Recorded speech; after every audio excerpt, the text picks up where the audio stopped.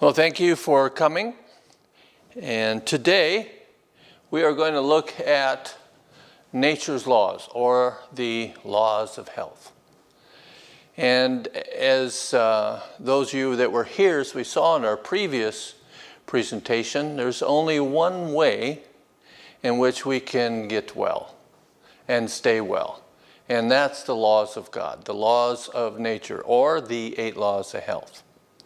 So right now, we are in the midst of a pandemic, as they say, with the COVID-19. And here's a little quote from the Spirit of Prophecy, who was quoting Lord Palmerston.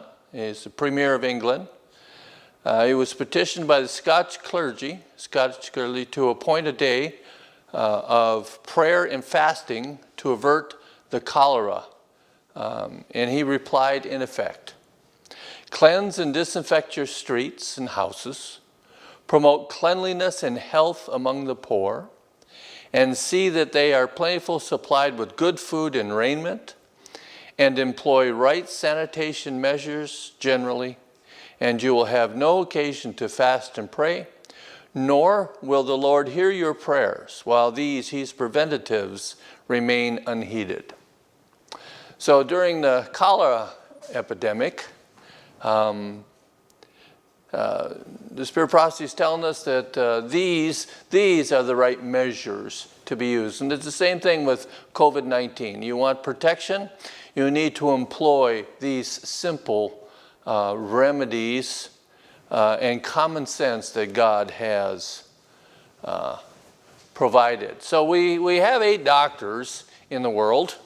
They're world famous. You know their names. They have the power to heal and prevent disease. In fact, these 8 doctors are the only ones that can heal or prevent disease. And Spirit Prophecy calls them the 8 laws of health.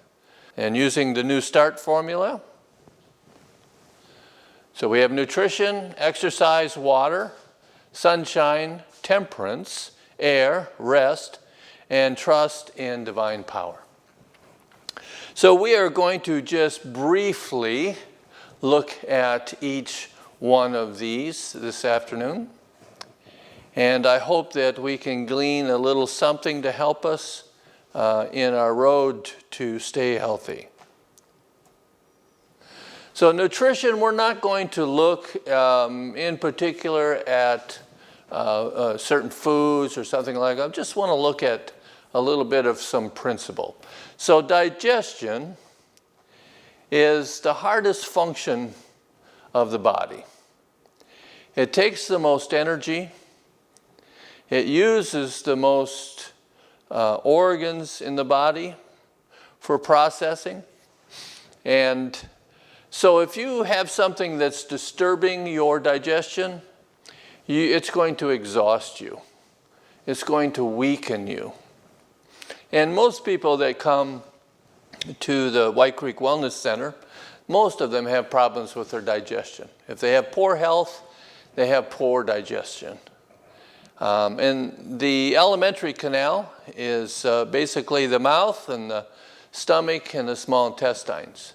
The colon, or large intestine, is not a part of the digestive system. It's actually an elimination organ.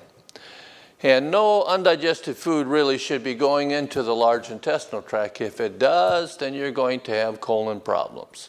Irritable bowel syndrome, or colitis, or constipation, diarrhea, whatever it might be, any type of colon problem. So we want to keep this strong and healthy. If this is strong and healthy, we are strong and healthy.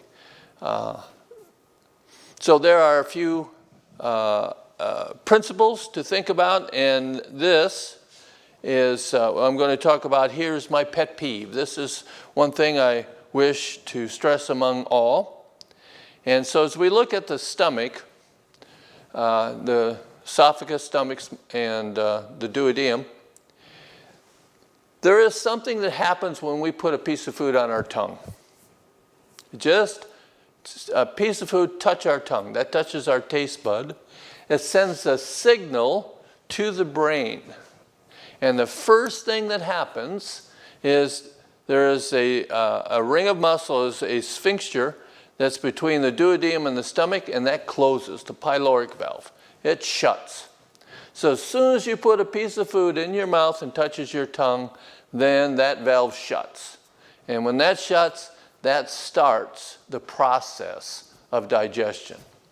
So most food will leave the stomach in 4 hours. Most food. The food that stays the longest would be meats. The longest of those would be pork because of the fat and salt content. So when we put this piece of food in our mouth, it closes the pyloric valve, and this whole process starts. The liver fills the gallbladder, the pancreas starts to produce its enzymes, the stomach lining starts to produce the hydrochloric acid and pepsin and mucin, and saliva starts to flow. So this whole process begins. So what would happen if you decided to eat a little something a couple hours after you had your breakfast or your lunch? A little snack. You felt a little down and you thought maybe just a little snack. So here a healthy nurse was given a standard breakfast with cereal and cream, bread and butter, a cooked fruit, and 1 egg. And then a glass of barium buttermilk was given so they could x-ray the stomach to see when the stomach was empty. So with that meal, all 4 of these nurses, their stomach was empty in 4 hours. Later, they gave these same nurses a duplicate meal, and 2 hours after that meal, they gave them additional food with these results. So nurse number 1 was given an ice cream cone 2 hours after her breakfast. And 6 hours later, breakfast was still in the stomach. Nurse number 2 was given a nut butter sandwich. So peanut butter, almond butter, any kind of nut butter. And 9 hours later, breakfast was still in the stomach. Nurse number 3 had a pumpkin pie and a glass of milk. 9 hours later, breakfast was still in the stomach. And nurse number 4 was given 1 banana 2 hours after the breakfast. 8 hours later, food was still in the stomach. So what is happening to that food that's in the stomach? It's decaying. It's fermenting. Okay? And it's poisoning the system. So this is one of the most debilitating things you can do, exhausting things for your system. Of course, nowadays, it seems like the new thing among the professionals in the health field is you should eat every 2 hours. If you want to control your diabetes, if you want to lose weight, if you want to lower your blood pressure, whatever it might be, they say to eat every 2 hours. And I believe that's the worst thing you could do. The worst thing you could do. Here's another experiment that was done in New England. So a healthy nurse was given an ordinary breakfast at 7:30 in the morning. And barium was added with it so they could x-ray the stomach. And 4 pieces of fudge were given during the day. 1 at 9 a.m., 1 at 11 a.m., 1 at 2 p.m., and 1 at 4 p.m. So she ate lunch at 12 noon and supper at 6. So what is the results? The results were that 9 hours after breakfast, the x-ray showed that breakfast was still there, still in the stomach. And 13.5 hours later, the x-ray showed that the breakfast was still there. But what else was there? 13.5 hours later. 4 pieces of fudge and lunch and supper. Now, this is common among people. This is a formula for disease. You will exhaust the system, and then the system will become so toxic because of the undigested food. This same nurse digested the same meal without the fudge in 4 hours the day before. So if you can pray to God for strength, this is something you can employ that will give you great health. Eat less. Eat, if possible, 2 meals a day. Eat nothing in between meals. Here's a little study done on the eating of breakfast. Pretty common for people to do is skip breakfast. They generally have a supper or an evening meal or snacks at night, and in the morning don't feel like eating breakfast. But we are told in the Spirit of Prophecy that breakfast is our very important meal. The best meal should be the largest meal of the day. And in general, we all or the world at least, is the meal that we skip. Eat a small breakfast, do some snacks, eat a medium-sized lunch, and eat a big supper. Okay? So this study found that eating breakfast reduces the risk of heart attacks. So without breakfast, the possible heart attack risk may be elevated for 2 to 3 hours after waking. So when you eat a breakfast, somehow the body now stops the clotting mechanism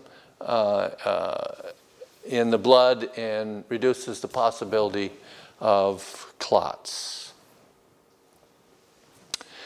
Exercise. You know, it's easier generally for us to get people to change what they eat, but to get them to exercise, that's the more difficult one. Exercise probably is one of the most powerful among the laws of health. So we are told that walking is the best all-around exercise you can get. And it's easily done. But we should have purposeful exercise. What is purposeful exercise? So exercise with a purpose, with a goal or something to achieve. So this is from Adventist Home, page 27. It says, "To Adam was given the work of caring for the garden. The Creator knew that Adam could not be happy without employment. The beauty of the garden delighted him, but this was not enough. He must have labor to call into exercise the wonderful organs of the body. Had happiness consisted in doing nothing, man in his state of holy innocence would have been left unemployed." So Adam and Eve were given the duty of dressing and taking care of the garden. Okay. So God designed that we get exercise, but it wasn't the gymnasium that he had in mind. Right? It was that outside where you could employ fresh air and sunshine and exercise, and where the environment will draw you to thoughts of God. And this is pretty difficult to find in a gymnasium or in a exercise business where all these music and everything else is being played that doesn't draw your mind to God. So the garden, this is where we belong. And if you want to improve your health, if you want protection from these diseases that are coming and plagues maybe coming, you need this type of employment.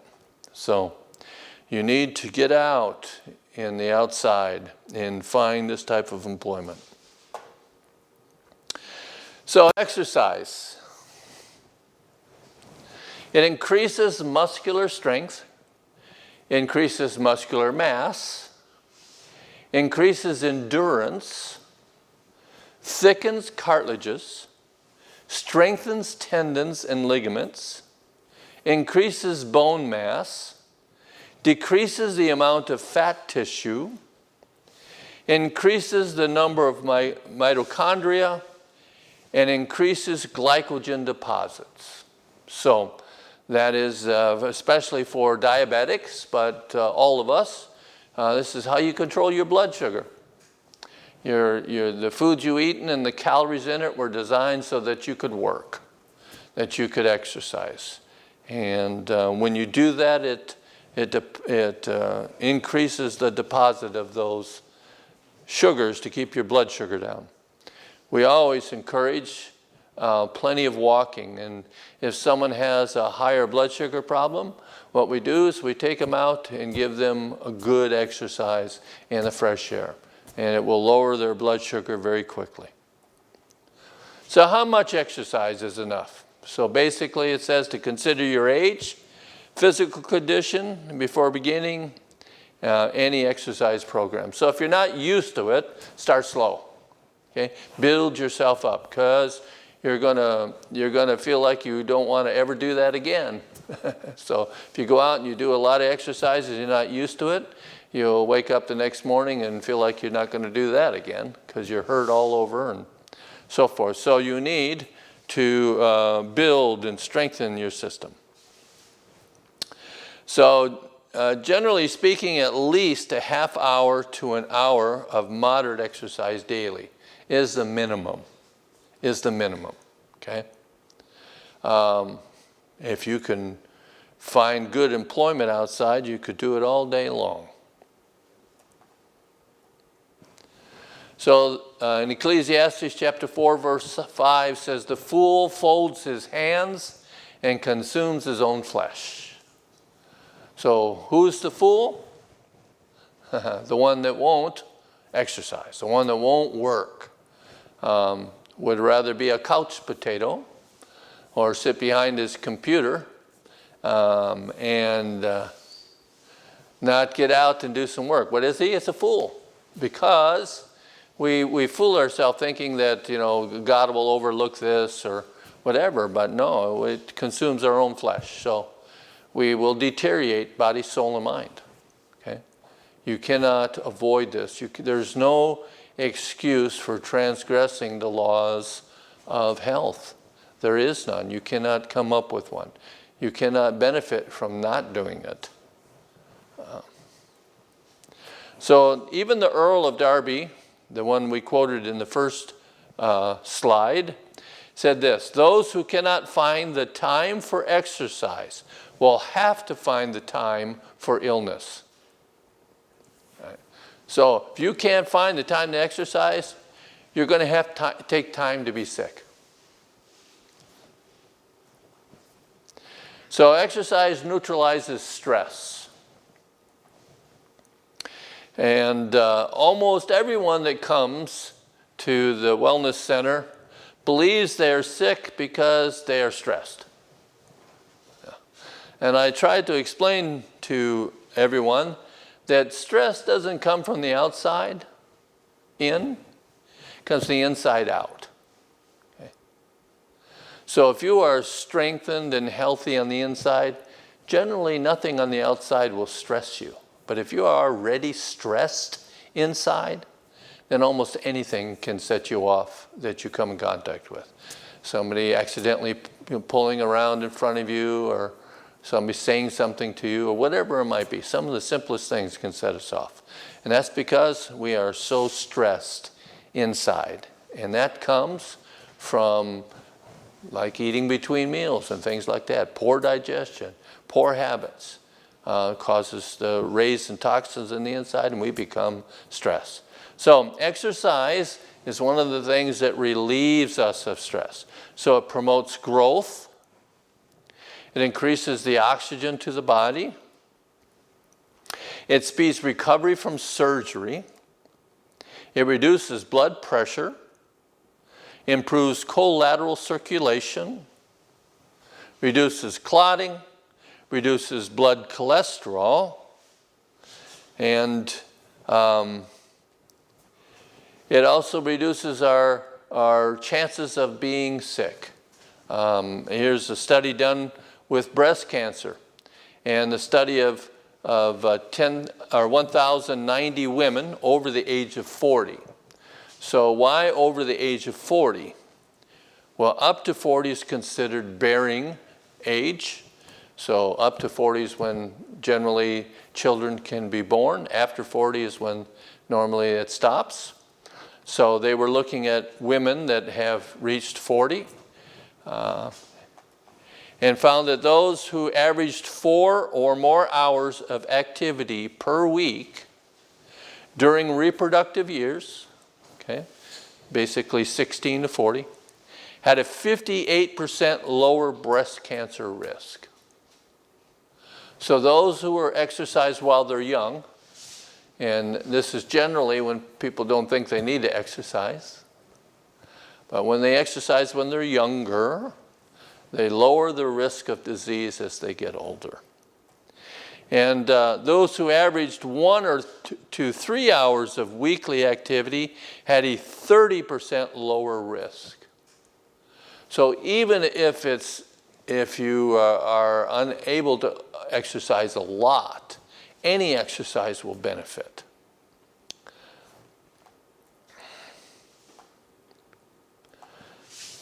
So the skin is worth 6 kidneys or 2 lungs in purifying the blood when exercising enough to sweat. And 1/3 of the body's impurities are excreted through the skin. So your skin is the largest organ of your body, and it's an elimination organ, so which we can pass out toxins. As I said, 1/3 of the body's impurities are excreted through the skin if we are exercising enough to sweat. Okay?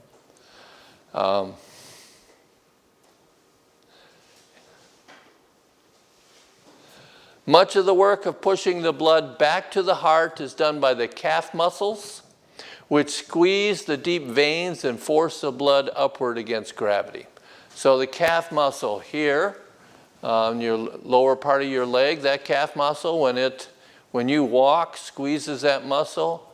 That muscle squeezes the femoral veins, the veins that return the blood up from your feet against gravity. And when you exercise, those muscles squeeze those veins and take the burden off the heart. They're really called the second heart. So walking, this is why walking is the best all-around exercise there is. The second best is in the garden. Okay, so we squeeze that, take all the burden off the heart. So if you don't, often, I don't know if you've been on a plane where if you're on like an overnight flight or a long flight, they encourage you to get up every couple hours or something. So otherwise, all your blood is sitting down there and the heart's having to push it up. And if you have heart troubles, that's a good way to have a heart attack. So water. So now we've had nutrition, exercise, water.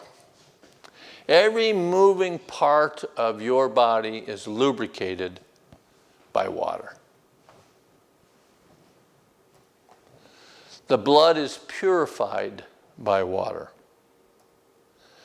Organs in the body that are vital are invigorated by water.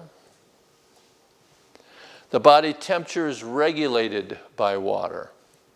So we don't regulate, the body temperature is not regulated by exposure. So you don't regulate your temperature by taking your clothes off. Okay? Your body regulates its temperature by evaporation. So the use of the water in the skin and the water evaporating off the skin is what cools the body. So it says, without water, exercise would cook the blood in minutes. So you could generate enough heat to cook your blood like the white of an egg if you didn't have enough water. So it contributes to proper bowel movements, aids in resisting disease. How much water? It says 80 to 100 ounces, or approximately 3 quarts. Okay. So about 3 quarts a day. About an hour before the meal, and you can go, if it's warm, you can go as much as close as a half hour before the meal, to 2 to 3 hours after the meal, and you can wait longer, but never with the meal. because all of your digestive fluids are 98 or 99% water. So if you drink with your meal, you're going to dilute those. Then you're not going to be able to process your protein and other things properly. And that's going to contribute to undigested food entering the large intestinal tract and maybe even the blood. So all functions of the body are through the medium of water. In fact, we have to convert, if it's not in a water soluble state, we have to convert whatever we eat to water soluble. So you can stop a sore throat just by drinking water. Fast and just drink a 8-ounce glass of water every half hour. Good way to just, and it enhances the immune system, flushes the problem. An abundant supply of water result in the following. So here's a makeup of our body. The red corpuscles are 65% water, white corpuscles 70%, body cells are 80% water, brain is 85% water, heart is 70% water, lungs 75%, liver 70% water, kidneys are 80% water, nerves 75%. Your saliva that you produce for digestion is 99%. Your bile from the liver is 99% water. Your pancreatic fluids are 98% water. Gastric fluid is 99% water. And we produce close to 4 quarts or more of digestive fluids in a day. So 3 pints of saliva, gastric fluid 1 to 2 quarts, pancreatic fluid 3 pints, and bile 2 quarts. So we could be as much as 5 or so quarts of digestive fluids. So if you don't have the water in your body, it's going to have a hard time producing all that. And in fact, it will make you really thirsty when you sit down to eat, because it's going to call, it needs water. So this is something to tell you that if you sit down to eat and you get very thirsty, you're dehydrated. Now we excrete from the body perspiration 1 to 2 pints to 1 to 2 quarts or even more. Not too long ago, I was working on a metal roof, putting another metal roof on, and the temperature probably on the roof was between 145 and 165 degrees. And in an afternoon alone, I drank 1.5 gallons of water and never had to urinate. So I was pouring out so much perspiration during that time. So we have to adjust our intake of fluids according to our activity. So in that instance, I needed to drink a lot more. We exhale 1 quart a day. So normally, if you just do normal functions, you're going to get rid of 1 quart of water a day just by breathing. And whenever I lecture, whenever I'm done lecture, I'm thirsty, because I'm not normal breathing. I'm not normally talking. I'm talking much more than normal. And so I am getting rid of more water.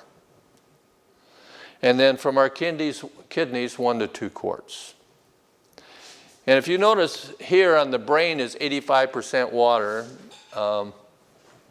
it's not unusual for someone that has a headache that they could pretty much take care of the headache just by drinking some water. Because we are lacking. If we're going to lack someplace in water, it'll be the brain, because it has the most water and the body will take it from there. Now our kidneys are the great recyclers. In 24 hours, 50 gallons of fluid are filtered through our kidneys, 8 quarts used in digestive juices, 2 to 4 quarts lost in urine, urination, respiration, breathing, and perspiration. So they did they did a trial, an experiment, I believe it was at Loma Linda, and they looked at, they took some athletes and put them on treadmills, and they gave them what they normally say we should drink, what, 8 glasses of water a day. So they gave them the 8 glasses of water, registered how long they could go before they had to stop. And while they were doing that, they were registering how much perspiration, how much water they were losing in respiration and so forth. And so the next time they had them do the exercise, they gave them the same amount of fluids as they were losing. So they matched their fluid. It increased their exercise by quite a bit, quite a percentage. And then the third time they did it, they gave them all the fluids they wanted. And it increased their endurance by 80%. So our endurance, or how long we can work, or how long we can go, is not dependent on nutrition. It is dependent on hydration, how hydrated we are. So when we stop, or when the muscles stop and quiver, it's because they can no longer get the toxins out. And they get the toxins out through water. So if you want more endurance, it is more water. So anytime we consume salt, sugar, or protein, it requires more water to process. Here's some facts to consider. So the body is losing 2 to 4 quarts of water daily. A person deprived of water will die in 60 to 80 hours. Now, I gave a presentation in it was in Vancouver. Yeah, it was in British Columbia. And in the congregation were some doctors, or I should say auditorium, were some doctors, and they started to argue over whether this statistic was right. And they quoted a example was this young gal that was in an accident. She became brain dead, and she was in the hospital, of course, on life support machines. And there was a lawsuit between the husband and the parents of whether to take the life support off her. She'd been on life support for years. And the husband won, and they took the life support, and she lived longer than 80 hours. And so I got them to agree to the fact that if you are brain dead and you are in an air-conditioned hospital, bound in bed, that you could probably live more than 80 hours without water. But for anybody else that breathes heavily, of course she's on breathing machines and all, that breathes and works and moves, we cannot live without water more than 80 hours. But we can fast and lose all of our stored sugars, the glycogen, all of our reserves of fat, and even half of our stored protein, and life is not in danger. But if we lose 10% of our water, the body's in serious trouble. If we lose 20 to 22% of the body's water, that's fatal. We'll die. So water is key to health. It's key to protection. It's key to longevity and endurance and all the rest. Water, water, water. So again, drink water 1 hour before the meals, 2 to 3 hours after the meal. Set up a routine, a good drinking habit. It's the best kind to have. And we'll now go to sunshine.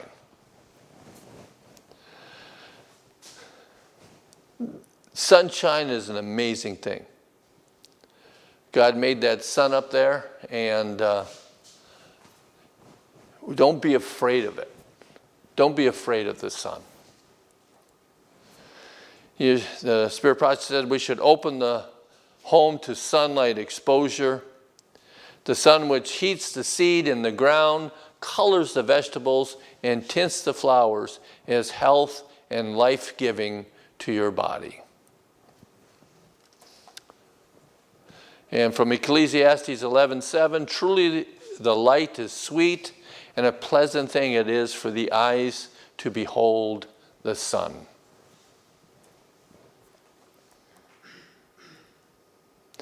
So what does sunlight do? Destroys harmful bacteria and viruses. Of course, right now with the coronavirus, to disinfect a room, they use UV lights, so man-made sunlight. They go through to disinfect the rooms. So if you go out in God's sunlight, that is a disinfectant. It lowers blood pressure. It decreases blood cholesterol when exposed, lower excessive high blood sugars, increases white blood cells, lowers respiratory rate, breathing rate, slows resting heart rate, allows blood to carry more oxygen, and relieves bronchial asthma. So after a sunbath, so people ask me, well, what's a sunbath? And I said, well, what do you wear? And I says, well, what do you wear when you take a bath? So you need to, of course, have a private area and use as least amount of clothes as possible. And you're going to take a bath for about 20 minutes in the sun. It strengthens the heart, or the strengthening of heart is steadied and deepened. So the heart pumps stronger, more powerful. The pulse rate is lowered, so the heart is beating less. Heart muscle pumping more blood. Again, the heart rests more. Do you know how often or how much a heart rests in a day? It does rest.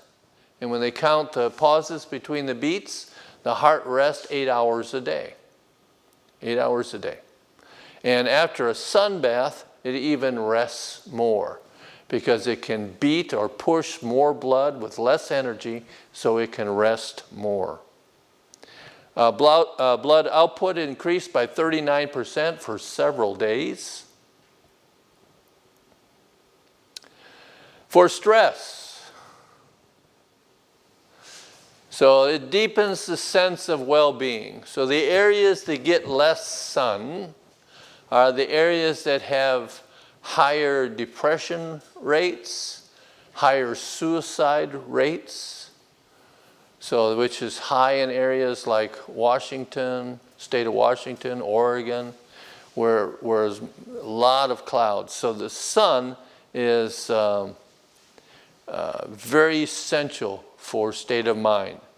You get better sleep at night, you're more relaxed, crisis of life met with less difficulty, so less stress again. Calms the nerves, increases adrenaline.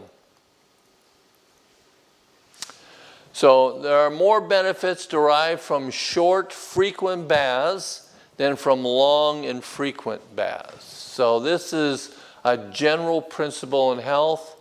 It's better to do something consistently than try to do things in great quantity every once in a while. Your body loves consistency. So a sun bath alone will lower blood pressure by 8%. You combine that with exercise and you can lower blood pressure 15%. We've tried these out statistically and they are accurate. Okay. For diabetics, sunlight has an insulin-like effect on the body. It does it exactly the right proportion. Sunlight causes glycogen or stored sugar to increase, so the body is able to take more sugar out of the blood easierly and store it. And it enables blood sugar to be lowered. So sunlight strikes the skin, And cholesterol under the skin is changed to vitamin D.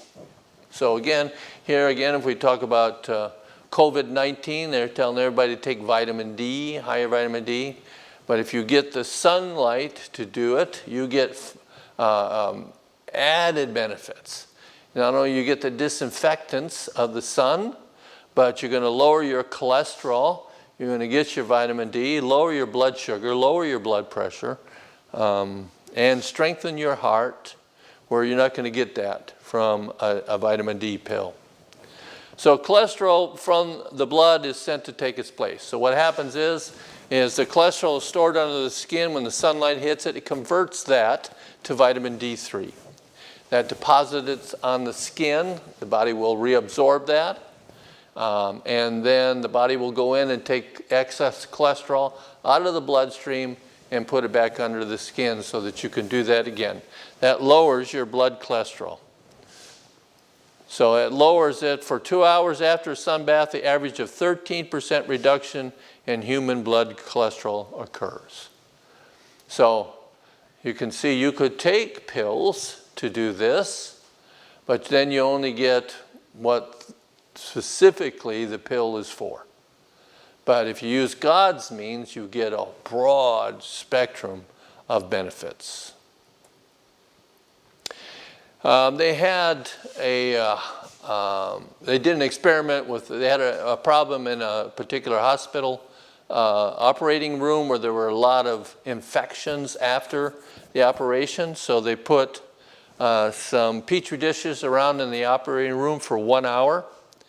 They found that there's 78 colonies of Staphylococcus in one dish alone, okay? Staph infections. So they brought in UV lights or sunlights in the operating room, and all germs were killed within 8 feet in 10 minutes.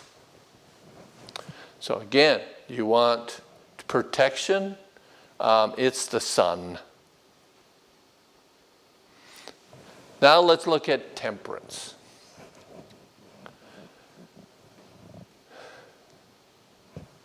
Temperance in all things, or moderation. 50% of all diseases from overeating. This is a quote from Dr. Agatha Thrash. 50% of all diseases from overeating.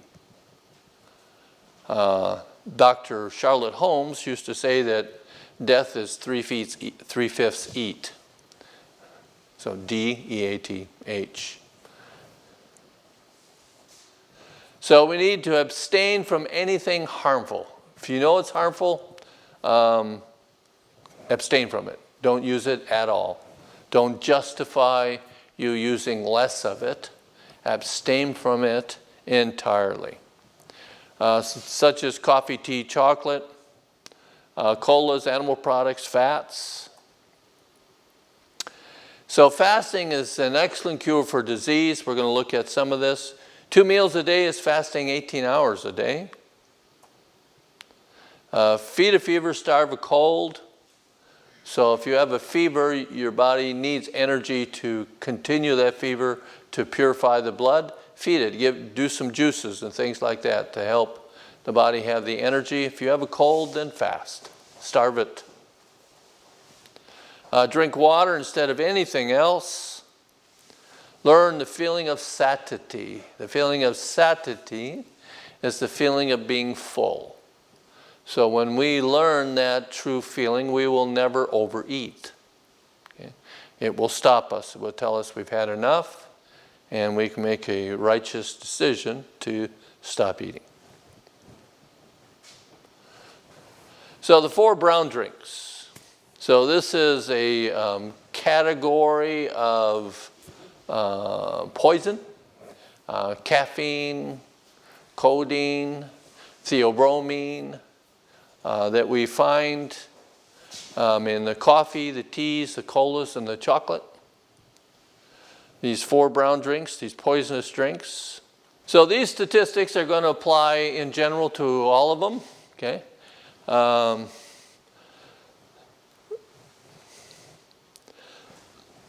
There's more uric acid And uric acid is what our body excretes out in what we call urine. That's where we get the name from. So we excrete the poison, uric acid, out. And so there's more uric acid per cup of coffee than 1 cup of urine. So there's more poison in a cup of coffee than there is in a cup of urine. That also means that we have to excrete 2 cups of urine for every cup of coffee we drink to be able to get the poisons out. So it is a dehydrator. Okay? Coffee is the second largest commodity sold in the world today. 4.5 billion annually. Oil is the first. Tons, metric tons. Coffee is the primary source of caffeine consumption. Besides caffeine, there's 100 other bad chemicals in coffee. Caffeine sneaks past the blood-brain barrier, causing abnormal thought patterns. Some side effects of caffeine is racing heart, bad balance, insomnia, disconnected thoughts, poor memory, fatigue, and anxiety. And chocolate is more addicting than all of these, especially for women, and it has theobromine in it. So it causes a higher blood flow rate and blood pressure while reducing the blood flow to the heart. That's kind of like if I asked you to go and run up this hill. Okay, there's a big hill out here. Tell you I want you to run up to the top of the hill, but I tape your mouth shut so that you can't breathe through your mouth. You can only breathe through your nose. So I'm asking more from you to do more, but I'm restricting how much air or oxygen you can get. So that's what's happening to the heart when you drink any of these caffeinated things. It's causing the heart to push more blood out, but restricting the blood that can come back in. That is a poor formula for success. So it raises the free fatty acids in the bloodstream. So one of the conditions that will result in chances of heart troubles. Highest in food allergies and counted in medicine. Your PMS strongly increased with its use, so women that have gone through menstrual syndrome. It causes dizziness, restlessness, depression, anxiety, hostility, circulatory problems, irritability, bladder and ovary cancers, birth defects, and peptic ulcers. But it keeps you awake. So 1 cup of coffee a day will cause a 1.4 loss of bone calcium per year, or 14% in 10 years for women over 50. So it aids in the osteoporosis problem with women.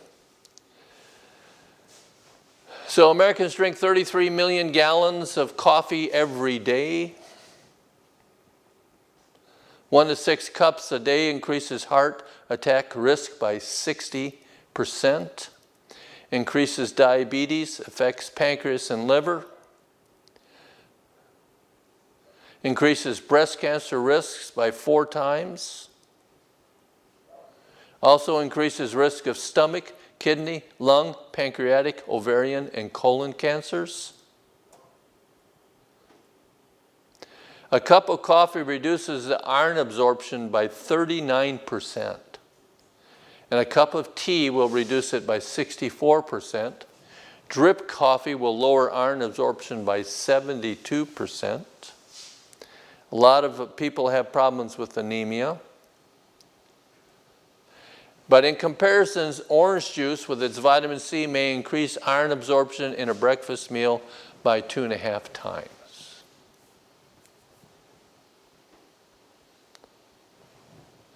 So what is temperance?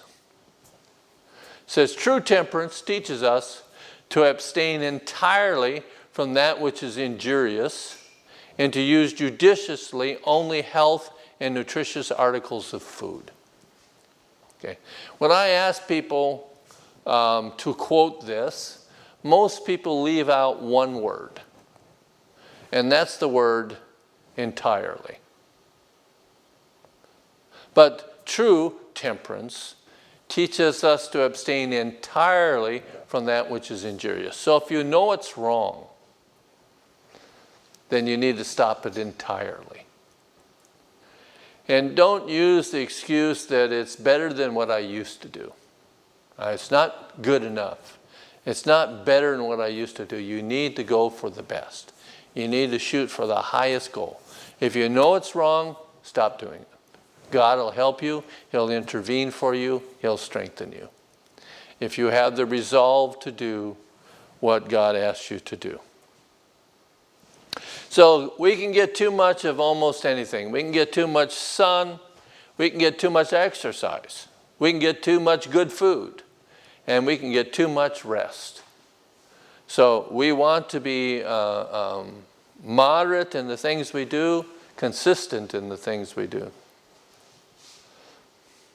So we want to be temperate in our conversation, in our diet, in our work, in our study, in our recreation, in our sleep, in all things.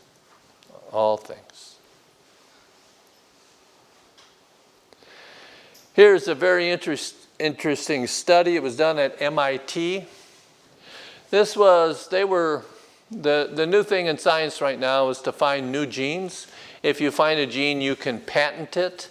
Then anybody that uses that gene in the future will have to pay for it.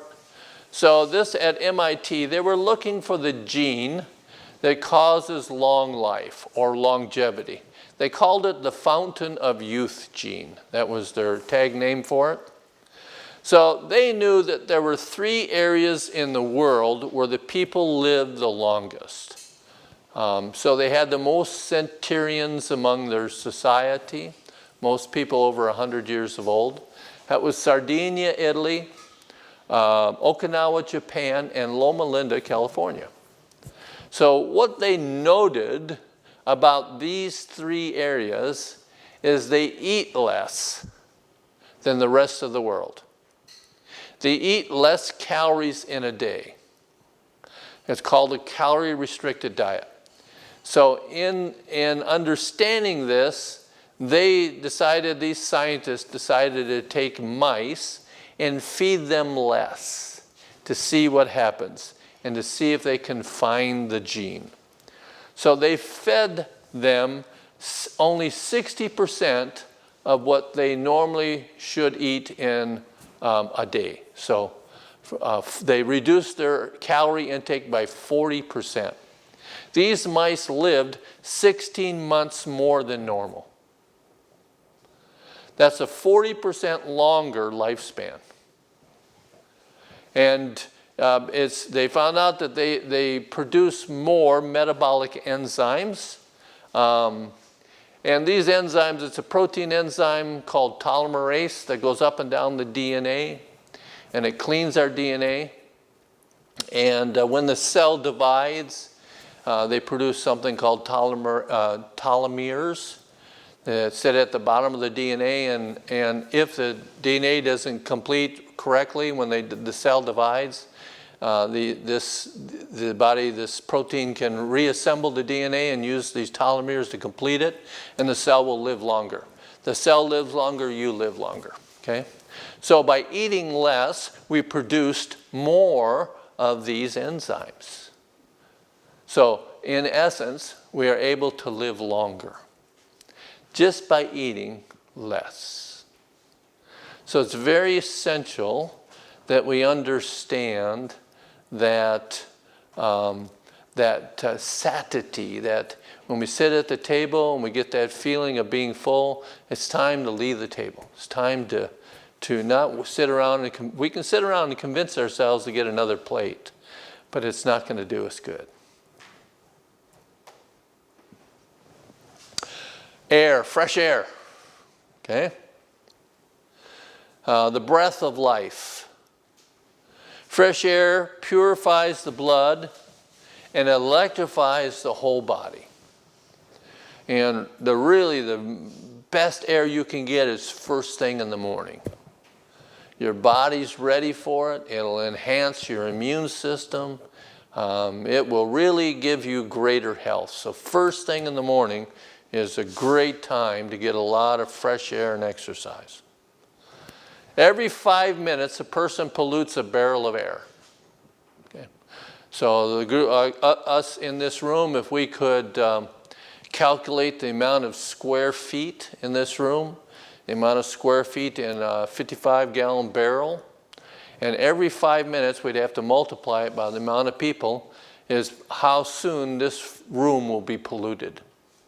Okay. So this is why the Spirit Prophecy tells us we should always sleep with a window open. So we're getting fresh air, always. Okay. So air is vital, it's life. If you ever notice commercial buildings like auditoriums or like football stadiums or whatever, they're enclosed, why is it they have such large areas, such big ceilings? It's because they have to have so many cubic feet of air per person or you'll fall asleep. Because you'll run out of oxygen and your brain will start to shut down. So because of an overflow during World War I, the flu epidemic of 1919, patients were put in tents. The ones in tents recovered faster and no deaths. So the Spanish flu, it came out in 1919, it killed more people than the war did. The Spanish flu was terrible, and the reason it was actually started in the United States, and when it finally reached Spain, it was in epidemic proportions, so they called it the Spanish flu. Okay? Like I said, it killed more soldiers, killed more people than the war did. And in the United States, those that they had sanitariums for these. Especially just for flu victims. And when they got overflowed, they stuck some had to put tents outside and put them, and some on the porches. The ones that were outside recovered faster and with no deaths.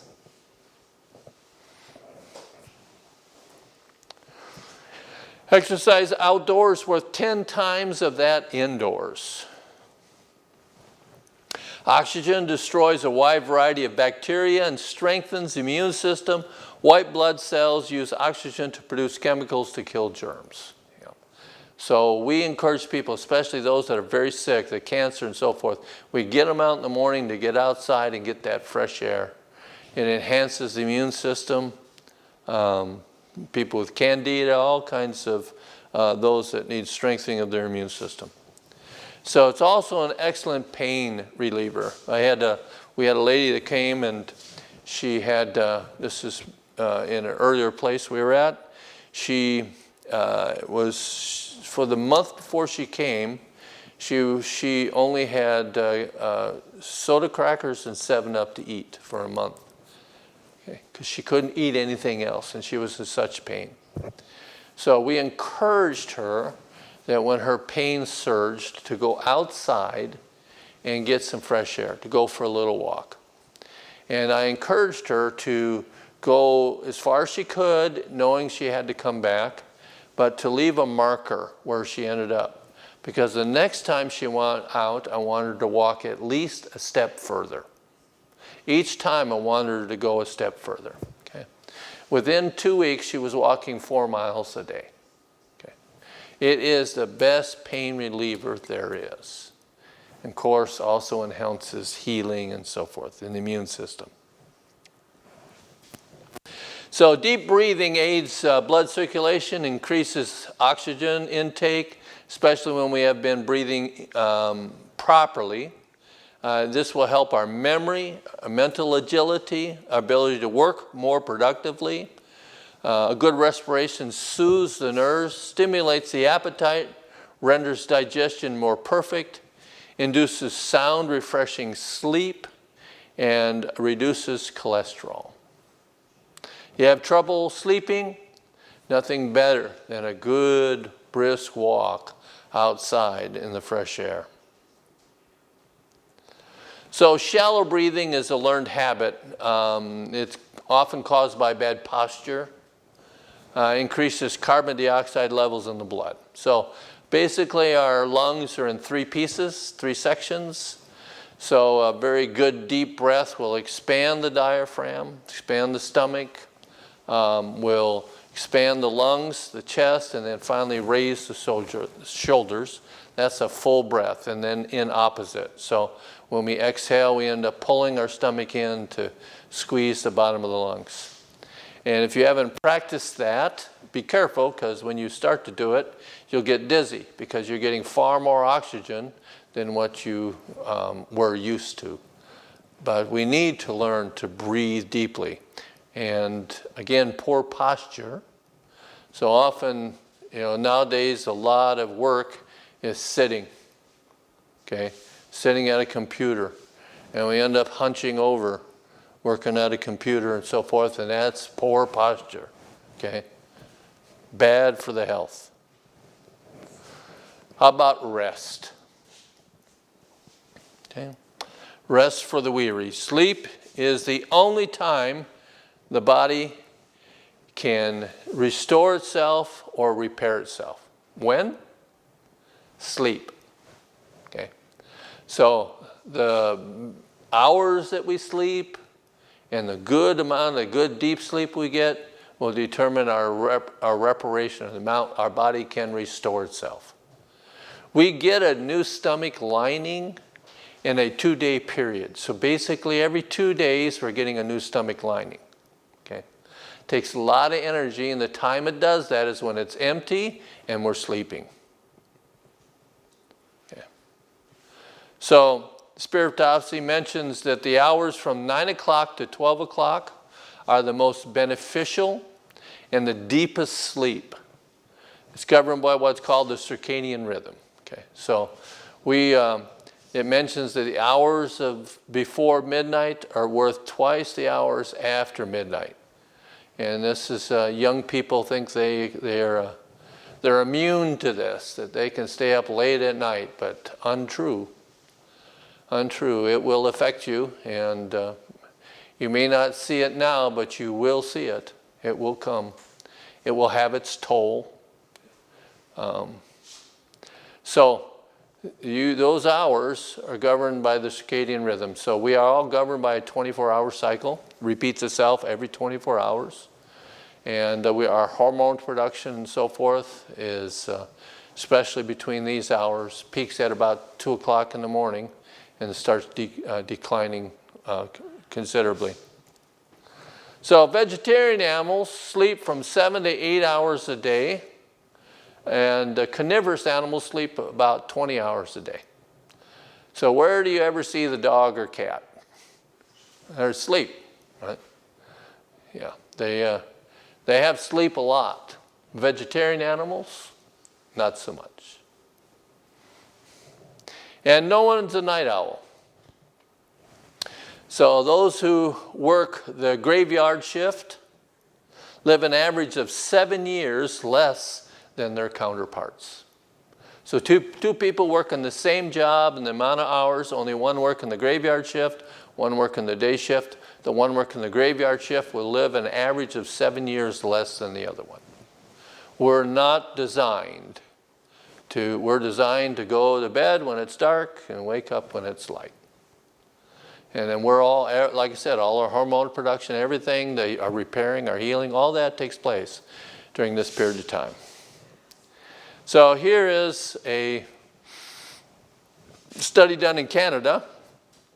A loss of 1 hour's sleep increased accident rate by 15%. So they were looking at daylight savings time and the effect it had on drivers, accidents, and found that the day after, that accident rate went up 15% because they lost 1 hour's sleep. There are 2 events in the world that I can think of that were contributed to lack of sleep or sleep deprivation. One of them was the Valdez oil tanker. The younger generation here is probably not going to remember either of these events, but it was an oil tanker that crashed in Alaska, off Alaska. It had a big oil spill, and the captain was drunk in his compartment, but the one running the ship, which was the first mate, had not slept the night before, and that accident was caused from human error. So turning left when he should have turned right, or whatever it was. So it was a big event. It was quite the mess there. The other one is the shuttle. I believe was the first one that blew up. Well, I think it was Columbia. I'm not sure. Can't remember right at the moment. But when they sent it up, and on its way up, it exploded. Okay? And the O-rings they had failed, caused the explosion, and they knew it. The engineers had come and warned about it because the temperature in Florida at the time was like 32 degrees, and they warned of the failure of those. But no one, because of the lack of sleep, they were working getting 3 hours sleep or so a night, trying to get this shuttle up, and they could not see it. And afterward, the head of NASA and many of the department heads and leaders were fired, okay, because it was human error. It was a choice. The next one that blew up, 2 shuttles blew up, and that one was caused by an accident where foam came out, put a hole in the wing, and on its re-entry, it blew up. Okay. No one was fired because it was not human error. So sleep, or lack of sleep, is a tremendous effect on our decisions, on our choices. So it says, sleep of a laboring man is sweet. You want sweet sleep? What do you need to do? Labor. You need to work. You need to get some exercise. Fresh air, sunshine, exercise. And that will produce good sleep. So go to bed early, tense, relax. A good warm bath sometimes, what they call a neutral bath, which is body temperature bath, will soothe the nerves. And there's some herbs you could take, like catnip, hops, or other herb teas. Here's something that we get, one of the hormones we get at night during these good hours we were talking about. It's melatonin. Now, some people that have trouble sleeping, they buy melatonin. But again, if you want it from your body. So you want to do things or decrease things that would inhibit the production or the absorption of it. So melatonin enhances sleep. It helps with aging and healing and repair. It increases longevity, fights cancer, immune enhancer, helps with stress, may lower cholesterol and blood pressure, partial solution to osteoporosis. Here is our normal production of melatonin. So as you see, when like you're 10 years old, that's the maximum time. When you got a good night's sleep, what do people normally say? I slept like a baby. Because when you're young, your production of melatonin is high, and you sleep. I've accidentally bumped one of my daughter's head on a car, putting her in the car, and she was asleep, never woke up. Okay, because our melatonin is as when we're young, and as we age, as you can see in the scale, as we age, our production of melatonin goes down. So as we age, the effects of the laws of health are even more important to us. We need to avoid those things that interfere with our production of melatonin. So here are the hours of its production. So as you can see that we produce a little during the day. Darkness, as soon as it gets dark, our production of melatonin, it just peaks at 2 in the morning and then drops as we get to sunlight. So it's very important that we get those early hours of sleep. So we need to be in deep or REM sleep for this maximum production. So the sooner we can go to bed in the evening, the better it is for us.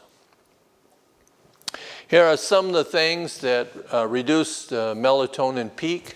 So stress, caffeine, so caffeine cuts melatonin production for up to 6 hours. Alcohol, tobacco, pollutants, there are other things, light. You know, we have a little night light that we use often, okay? That's designed, its lumen production is low enough it doesn't affect our melatonin production, but light does. So even if you get up in the night, you don't want to be turning lights on because it will interfere with your melatonin production. You want to put some of those night lights around and just use those. So we want also rest for the stomach. We have what's called peristalsis, so when we eat a piece of food and we chew it and we swallow, then our muscles carry it down into our stomach, and then our stomach works it, and from there it works into our small intestine, and finally in elimination. All that's done with peristalsis. Okay? When our stomach is empty, our body still does peristalsis, but it does a very slow, deep work, like a massage, when the stomach is empty, to relax and help restore the stomach. So from Council on Diet and Foods, it says, give this misused, much abused organ some peace and quiet and rest. After the stomach has done its work for one meal, do not crowd more work upon it. At least 5 hours should be elapsed between each meals.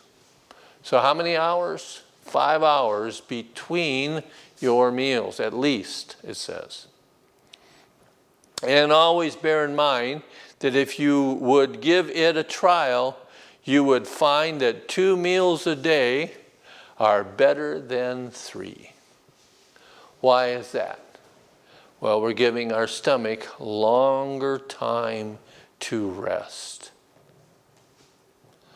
So there are some who would be benefited more by abstinence from food for a day or 2 every week than by any amount of treatment of medical advice. So what? Fasting. More would benefit from just fasting a day or 2 a week than from any medical advice or any treatment that they could use. Here is an excellent video on what happens to the body over a 72-hour fast, basically a 3-day fast. Okay. Excellent. It shows you all that will transpire, the healing, the using up of the old proteins and so forth. It's an excellent little video. And lastly, many die from disease, the cause of which is wholly imaginary. From the spirit of prophecy, it tells us that 9/10 of all disease comes from the mind. Okay? 9/10 of all disease is generated from the mind. We make ourselves sick. We make mountains out of molehills. We cause indigestion. Many things generated from our own mind. There's a quote I like to share with people when they come. I can't tell you the reference, but you can look it up. And it talks about regularity in eating. It says regularity in eating is very important for health of body and serenity of mind. Just eating meals at the same time each day.